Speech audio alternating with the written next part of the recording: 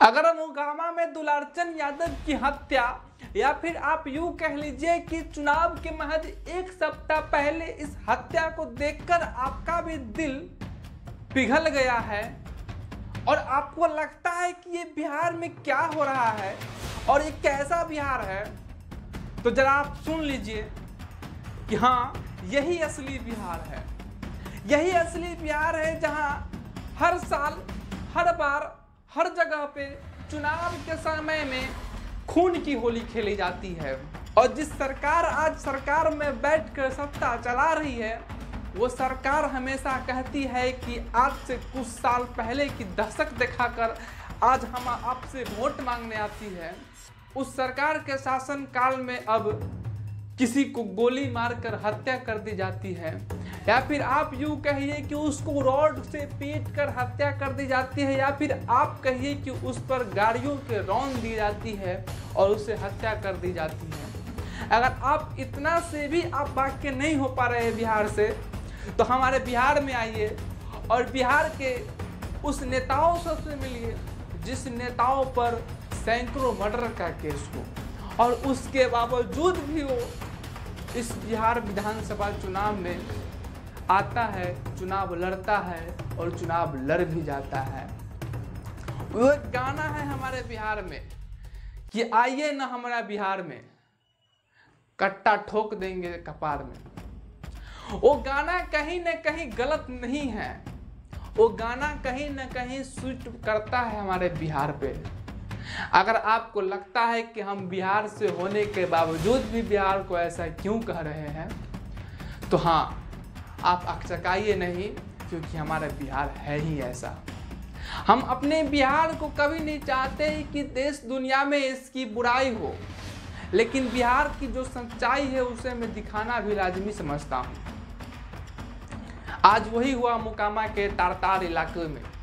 मोकामा के तारतार इलाके में दुलारचंद यादव की गोली मारकर हत्या कर दी गई और उसमें बताया जा रहा है कि कई पार्टियों के लोग शामिल हैं। गोली मारे शख्स के परिवार वालों ने अनंत सिंह पर आरोप लगाया, जो वहां के जेडीयू प्रत्याशी हैं, और अनंत सिंह का बयान आया कि विपक्ष वाले ने, यानी कि आरजेडी पर बयान आया और आरजेडी में सूरजभान सिंह और विपक्ष वाले ने, यानी कि अनंत सिंह ने सूरजभान सिंह पर आरोप लगाया कि ये सब सूरजभान का किया हुआ है। यह सब आपको घटना बिहार राज्य के मोकामा विधानसभा क्षेत्र का बता रहा है। उस मोकामा विधानसभा क्षेत्र में जिसे बाहुबलियों के नाम से जाना जाता है। बाहुबलियों वहाँ के हर बार अपना परचम लहराते हैं। वहाँ के बाहुबली के नाम आए तो दो बाहुबली के नाम सामने आता है, एनडीए से अनंत सिंह का और आरजेडी से सूरजभान सिंह का। ये दो बाहुबलियों मोकामा विधानसभा क्षेत्र में हर बार अपना परचम लहराते हैं।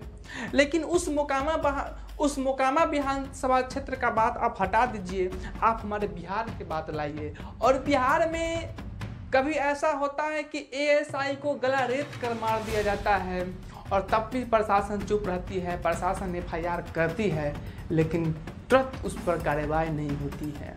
आप दुलारचंद यादव का केस ही उठाकर देख लीजिए, उसमें पुलिस एफआईआर की है कि चुनाव प्रचार करते समय मुठभेड़ हुआ और मुठभेड़ में गाड़ी में एक शव मिला और सबको जब तहकीकात किया गया तो सब दुलारचंद यादव को मिली। क्या इतनी सी ही एफआईआर में लिखना उचित बनती है? क्या सच में हमारा बिहार पिछले बिहार को दोहरा रहा है? जिस सरकार आज कह रही है कि पिछला बिहार को नहीं वापस लाना है, क्या आज उस सरकार से हमारी सवाल पूछना कर्तव्य नहीं बनता है? क्या पिछला बिहार अभी नहीं है? क्या सच में पिछला बिहार से अभी पूरा बिहार बन गया? क्या अभी पूरा बिहार है? क्या इससे आने वाली 5 साल बाद बुरा बिहार हो जाएगी? मेरा सवाल उस सरकार से भी है कि जिस सरकार आज से 15 साल 20 साल पुराने वाले बिहार को लेकर लोगों में दहशत पैदा कर रही है कि आज से 15 साल 20 साल पुराने वाला बिहार जंगल राज कहा जाता था, तो आज मेरा सरकार से सवाल है, आज मेरा सत्ता में बैठे उस सरकार से भी सवाल है, उस नेता से भी सवाल है, क्या आज जंगल राज नहीं है? जो सरकार आज कहती है कि इसमें क्राइम रेट कम हो गई है, इसमें रेप बलात्कार कम हो गई है, आप एनसीआरबी का रिपोर्ट उठाकर देख लीजिए, कितनी बलात्कार आज से 15 साल पहले हो रही थी। जिस सरकार आज से 15 साल पहले का दहशत आज दिखा रही है कि बिहार में 15 साल पहले जंगल राज था, इसका राज था, उसका राज था, जाति का ये चलता था, इसका वो चलता था, बहुत सारे ठिकाना फलाना ठिमका ये वो करती है। लेकिन मेरा सवाल उस सरकार से पूछनी है कि आप 15 साल से है, आप 20 साल से है, आप 15 साल पहले की दहशत दिखाते हैं, 15 साल के बीच का आप दहशत देख लीजिए बिहार की क्या स्थिति है।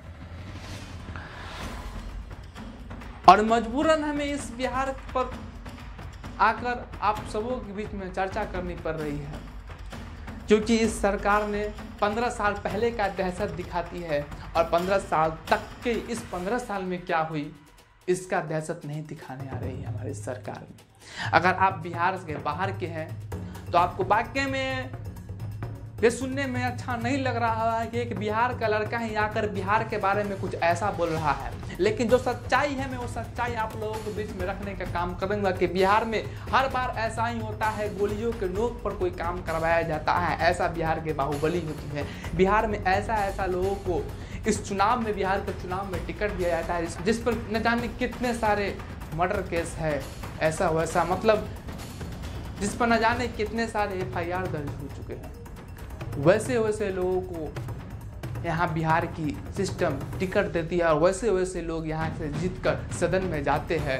जो लोगों पर मर्डर का केस हो चुका है वैसे लोग यहाँ से बिहार विधानसभा चुनाव जीत कर सदन में जाती है और सदन में वैसे लोग क्या आवाज़ उठाएगी हम युवा को लिए। जिस युवा बिहार के या फिर इस देश के आने वाले फ्यूचर में देखा जाता है, आने वाले भविष्य में देखा जाता है, उस युवा के लिए सरकार क्या आवाज़ उठाएगी। जो सरकार पर मर्डर का केस हो चुका है, जो सरकार पर रेप का केस हो चुका है, वो वैसा लोग इस सदन में जीत कर जाते हैं, तो क्या वैसा लोग हम युवाओं के लिए आवाज़ उठाएंगे? नहीं ना। हम सबको बदलना चाहिए, हम सबों को बदलना चाहिए, देखना चाहिए सिस्टम की कि जो सरकार आज से 15 साल पहले का दहशत दिखाती है, आज वो सरकार 15 साल तक क्या की कुछ काम, तो फिर वो 15 साल पहले का दहशत क्यों दिखाती है? 15 साल के बाद 5 साल आने वाले में क्या काम करेंगी उसका हमको ब्यौरा देती तो शायद हमें सरकार चुनने में अच्छी लगती। लेकिन यहाँ की सरकार शायद उल्टा ही कर रही है, 15 साल पहले का दहशत दिखा रही है, आने वाले 5 साल में क्या करेगी इसका हमें कोई ब्यौरा तक नहीं दे रही। फिलहाल हम बात करते हैं दुलारचंद यादव की। दुलारचंद यादव कौन थे? दुलारचंद यादव आरजेडी के नेता थे। इनका मुकामा ताल में दहशत था, लोग इनसे डरते थे, वहीं पे कई लोग इनको सलाम ठोकते थे, कई लोग इनको अपना आदर्श मानते थे, कई लोग इनको कहना था कि बिहार में जोड़ने का काम किए, मुकामा के लोगों को जोड़ने का काम किए। वहीं पर आप इनके बारे में एक तरफ कहते थे जोड़ने का काम किया, तो दूसरे पक्ष में कहते थे कि इसने बिहार में आकर एक अपना अलग ही दबदबा सेट किया, लोगों को डराया धमकाया। अब बात करते हैं कि दुलारचंद यादव यहाँ तक पहुँचे कैसे। दुलारचंद यादव में सबसे पहले वो मजदूरी करते थे, फिर कहीं ठेकेदारी किए, उसके बाद 80-90 के दशक में कोयला का व्यापार किए, उसके बाद फिर उनकी दोस्ती हो गई बंदूकें से, फिर उनकी दोस्ती हो गई हथियारे से। उसके बाद लालू यादव के शासनकाल में, आरजेडी के शासनकाल में आरजेडी से चुनाव भी लड़े, कई बार निर्दलीय भी लड़े, लेकिन जीते एक बार भी नहीं। हालांकि उनकी दबदबा बिहार में सेट हो गई थी, यूँ कहे तो मुकामा ताल में उनकी दबदबा सेट हो गई थी। मुकामा ताल में उनको कई लोग अपने धर्म, अपने जाति को एकजुट करने वाले के नाम से जाने जाते थे, या फिर कई लोग उनको मतलब जाति धर्म के नाम पर दंगा प्रथान, या फिर कई लोग उनको पक्ष में थे और यूँ कह लीजिए कई लोग उनके विपक्ष में थे। कुछ ऐसा दुलारचंद यादव का पास्ट था, जिस दुलारचंद यादव की हाल फिलहाल 1-2 दिन पहले उनकी मौत हो गई, उनकी गोली मारकर हत्या कर दी गई, ऐसा वहाँ के लोगों को बताया, ऐसा खबर आ रही है कि उनको गोली मारकर हत्या कर दी गई है। फिलहाल हम बात करते हैं कि गोली उनको लगी कैसी या फिर उसको मारा कौन, कई सारे मुद्दे पर बात करते हैं। तो मुकामा के तारतार इलाके में जहां जन स्वराज का प्रत्याशी पीयूष प्रियदर्शी का काफिला प्रचार प्रसार कर रहा था, 6 तारीख को चुनाव है, तो सारी पार्टियां अपने अपने चुनाव प्रसार में लगी हुई है। तो पीयूष प्रियदर्शी के साथ उनके सपोर्टे, उनके बरबोले चाचा दुलारचंद यादव के साथ में थे। पीयूष प्रियदर्शी, जन स्वराज के समर्थक पीयूष प्रियदर्शी के साथ दुलारचंद यादव भी थे। वो अपने प्रसाद कर रहे थे और दूसरी तरफ से अनंत सिंह का काफिला आया, और काफिला आने के बाद ऐसा लोगों का कहना है कि एक तरफ से पत्थरबाजी हुई तो दूसरी तरफ से गोलियां चली।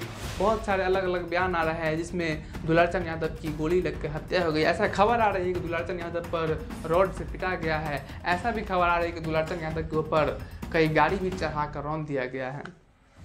जिस दुलारचंद यादव पर चुनाव से 7 दिन पहले या करीब पहले 1 सप्ताह पहले उनकी हत्या कर दी गई, उसी दुलारचंद यादव के बारे में बात कर रहा हूँ। हालांकि दुलारचंद यादव का पोता रवि रंजन यादव ने शिकायत करवाई अनंत सिंह के प्रति, अनंत सिंह के भतीजे के प्रति और एक दो लोग उनके समर्थक के प्रति भी दुलारचंद यादव के पोता रवि रंजन यादव ने शिकायत करवाई। हालांकि देखने वाली बात यह होती है कि मोकामा विधानसभा क्षेत्र में क्या हो सकती है इस बार। इस चुनाव में घड़ी में एक मर्डर में कितना इफेक्ट पड़ सकता है पक्ष की पार्टी को, विपक्ष की पार्टी को, ये सभी देखने वाली बात है। बाकी मैं इस वीडियो बिहार के बारे में बनाया था। बिहार के बारे में अगर हमने कोई गलत शब्द बोल दिया हो तो मुझे इसी वीडियो में माफ़ कीजिएगा। मैं आप सबों से माफ़ी मांगता हूँ इस बिहार के बारे में कुछ हमने ऐसा वैसा बोल दिया हो तो। लेकिन सच यही है कि बिहार में हर बार चुनावी के माहौल हो या फिर ऐसा वैसा माहौल हो जिसमें हर बार हर जगह पर हर ऐसा चुनाव मैंने देखा है बिहार में जिसमें गोलियों से लोग को भून दिया जाता है। इसलिए हमने मजबूरन ऐसे बिहार पर वीडियो बनानी पड़ी। मैं फिर से आप सबों के बीच में माफ़ी मांगता हूँ इस बिहार के बारे में वीडियो बनाने के लिए। माफ़ कीजिएगा मुझे। जय हिंद, जय भारत, जय बिहार।